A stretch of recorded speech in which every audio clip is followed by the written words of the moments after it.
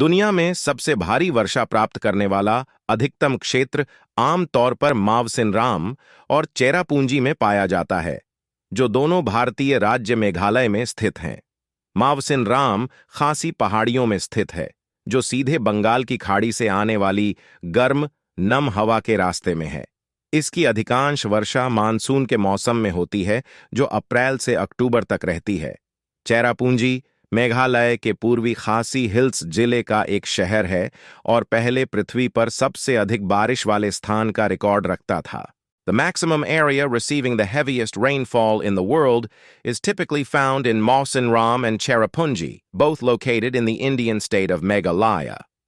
Mawsynram is located in the Khasi Hills, directly in the path of warm, moist air from the Bay of Bengal.